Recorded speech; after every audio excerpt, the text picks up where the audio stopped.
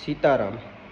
हम जब बैठते हैं किसी सभाओं में तो वहाँ ज़्यादातर ऐसे कई बार प्रश्न उठ जाते हैं कि गुरु गुरु तो आप बहुत बोलते हैं, पर हम सच्चे गुरु को कैसे जानें, सच्चे गुरु की क्या पहचान।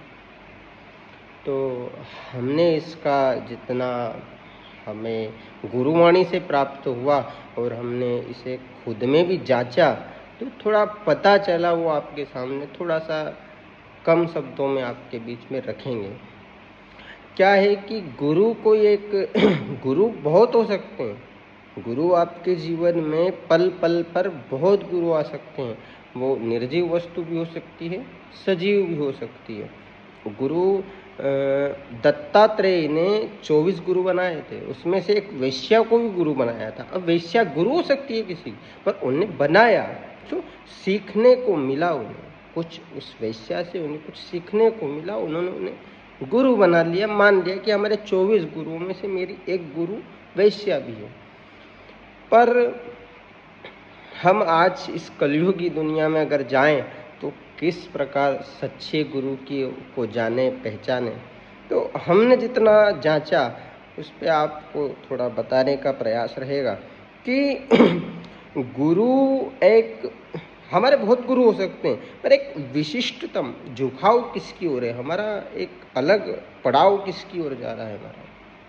हम अगर हमारी रहनी रह रहे हैं, हमारा स्वभाव बन रहा है, तो किसके ओहदे पे बन रहा है, कौन हमें वो चीज़ें सिखा रहा है, समझा रहा है, किसका हम पर प्रभाव पड़ रहा है। जब एक महिला होती है वो अपने पति को बहुत अच्छे से रखती है, चाय भी देती है, पानी देती है, भोजन अच्छे से देती है। ऐसा नहीं कि वो देवर जेठ को नहीं देती है, उनके देवर जेठ को भी देती है, पर एक अपनापन जो पति के साथ महसूस वो करती है वो देवर जेठ के साथ नहीं होता है। क्यों? क्योंकि वो उसका एक आराध्य है, विशिष्टतम है, उसकी विशिष्टता दर्शाता है। ऐसे ही हम आपको जैसे आप दिवाली में जब आप वो अपने घर पोतते हो, दरवाज़ा पोतते हो, तो वार्निश का हाथ आपको लगेगा, कपड़े में दाग ऐसा लगेगा वार्निश का, पर अब उस वार्निश को कौन छुड़ाएगा?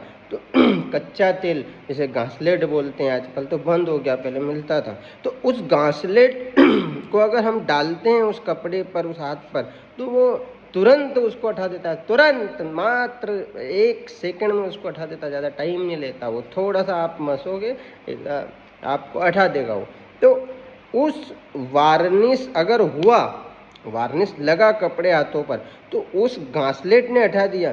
अगर उस घासलेट में मिलावट होती, वो असली नहीं होता, तो हो सकता था उससे ना हटे ना मिटे, पर उसने हटाया।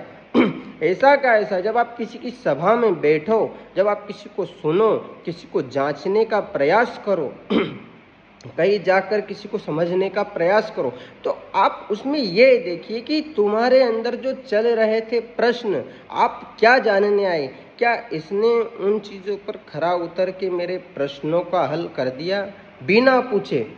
तेरी आंख में आंसू आए तब इतना मतलब प्रश्नों के हल होने लग जाए, आंख से थोड़े आंसू, एक अपनापन उसमें महसूस होने लग जाए।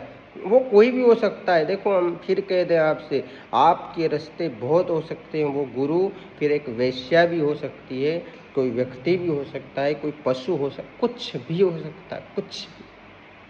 आप किस तरह उसको अपने जीवन में उतार रहे हैं, आपके जीवन पर उसका प्रभाव क्या पड़ रहा है, ये बहुत महत्वपूर्ण होता है। तो हम इसी को आपको समझाया कि आपका गुरु तो बहुत है आपके, हमने इस उत्तर नहीं दिया आपको कि गुरु तो बहुत है, पर एक विशिष्टतम होता है, एक आराध्य होता है। एक आराध्य अपना बनाओ और उस पर चलो, और आपके प्रश्न के उत्तर अगर उससे निकल रहे हैं तो आप उसे अपना परम गुरु मान करके उसकी शब्दों की पूजा कीजिए, क्योंकि जो गुरु शरीर की पूजा कराता है शायद हमारी नज़र में गुरु नहीं है, जो उसके द्वारा निकले शब्दों की पूजा करवाता है वो परम गुरु है। और अगर आप इस तरह की व्याख्या से जुड़ करके अपने धार्मिक प्रश्नों का हल करेंगे तो आप इन बचकानी बातों से बच सकते हैं जो आजकल धार्मिक और गुरुओं पर और शास्त्रों पर कही जा रही है। इन बचकानी बातों से बच सकते हैं और उन्हें ऐसा कड़वा, एक समझदारी भरा और बिल्कुल प्रभाव डाले ऐसा उत्तर दे सकते हैं। तो और यह भी सही है कि गुरु बिना जीवड़ो निकसो जाए। गुरु एक बार अगर आपने पकड़ लिया, किसी की बात आप पर असर डालने लग गई, फिर वो बात अगर आपको नहीं मिलती है, वो चेहरा नहीं दिखता है, वो गुरु आपको, उस गुरु के शब्द आपके हृदय से नहीं टकराते हैं, तो फिर आपको कचोटने लग जाता है, अंदर से हृदय द्रवित होने लग जाता है। कई बार सपनों में आती है चीज़ें, कई बार मन एकदम से बेकार सा लगने लगता है मन को कि यार मुझे वो कुछ चाहिए। तो वो गुरु वाणी ही होती है जिसको आप सुनने को आतुर हो बैठते हैं और वो अपनी ओर खींचने का प्रयास करती है। तो हमारा गुरु का इतनी सी व्याख्या हम आपके सामने कर रहे हैं। परम गुरु अपने आप को छिपा के भी रखेगा, थोड़ा सा इसका भी, परम गुरु छिपा के अपने आप को रखता है। आडंबर सांसारिक चीज़ों में थोड़ा पढ़ता है पर कम पढ़ता है, आप इस पे भी ध्यान देना। पढ़ता है, गृहस्थ आश्रम में रहते हैं गुरु, हम उन्हें प्रणाम करते हैं, हमें बहुत अच्छा, गृहस्थ आश्रम वाले गुरुओं को हम बहुत बड़े ओहदे के मानते, क्योंकि गृहस्थ आश्रम में रह करके, और आप गुरुओं से इसी भी ईर्ष्या ना करें कि ये गाड़ी में घूमते हैं, ऐसा घूमते हैं, इसका भी उत्तर आपको हम देंगे, ये बाद में देंगे, अब इस वीडियो में नहीं दे पाएंगे, लंबी चर्चा है। तो आप गुरु शब्द को थोड़ा अगर समझेंगे, निगुरे ना रहे आप, हमारा कहने का तात्पर्य है निगुरे ना रहे, निगुरे ना रहे। और शास्त्रों में तो यह तक कहा गया है कि शीश दिए गुरु मिले तो भी सस्ता जान। शीश कट जाए, शीश देकर भी अगर हमें वो परम गुरु मिलता है तो वो भी सस्ता जानना चाहिए, सस्ता सौदा है हमारा। तो गुरु की व्याख्या आपको अच्छी तरह हमने कर दी है। अब आप गुरु को लेकर आप थोड़ा ऐसा मन में ऐसी चीज़ें ना रखें। गुरु आप कोई, आपकी माँ भी गुरु है, आपका कोई भी गुरु हो सकता है, ए से लगाकर जेड तक, आ से लगाकर ज्ञ तक, कोई भी गुरु कोई एक उतर के नहीं आया है कोई कि ये गुरु नहीं। गुरु तो अपने स्वभाव के, अपनी रहनी के, अपने पैरवास से, अपनी कुछ एक ऐसी अलग, जो अपने आप को ब्रांडिंग तैयार कर, ब्रांड बना रहा है अपने आप को, मतलब अपना दायरा सीमित ना रख के कुछ आपको ऐसे एक गोले में नहीं रख रहा है, अलग अलग गोले में नहीं, एक गोले में ही रखा जा रहा है, एक के ऊपर एक गोला बंद आगे बढ़ाता जा रहा, वही गुरु है।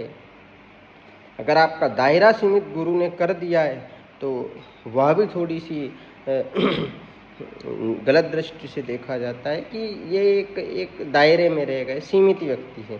तो हमें परम गुरु पर थोड़ा सा ध्यान देना होगा, और आपका गुरु आपको ईश्वर की प्राप्ति, एक अच्छे मानव की प्राप्ति, जीवों में दया देखने की प्राप्ति, सब आपको वो कराएगा।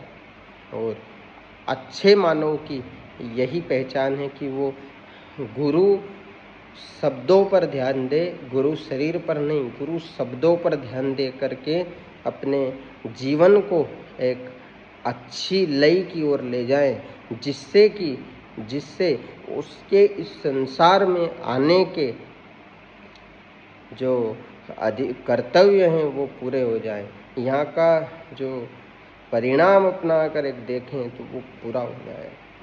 आपको यही बात कहनी थी। और गुरु तो गुरु है, आप गुरु में अंधश्रद्धा नहीं ला सकते। गुरु में श्रद्धा आपकी रहे तो हमें बहुत अच्छा लगता। हम तो गुरु के लिए गाते हैं कि भरोसे था का चाले वो या सतगुरु मारी नाव, भरोसे था का चाले वो या सतगुरु मारी नाव, गुरु बिना जीवड़ो निकस्यो जाए। मारा प्रभु बिना जीवड़ो निकस्यो जाए। एक और भजन हमें याद आ रहा है, तो आज गुनगुना लें आपके बीच में कि मारा सतगुरु आंगन आया, मैं वारी जाऊं रे, बलिहारी जाऊं रे, मैं वारी जाऊं रे, बिहारी जाऊं रे, मैं वारी जाऊं रे, मारा सतगुरु आंगन आया, मैं वारी जाऊं रे। सीताराम।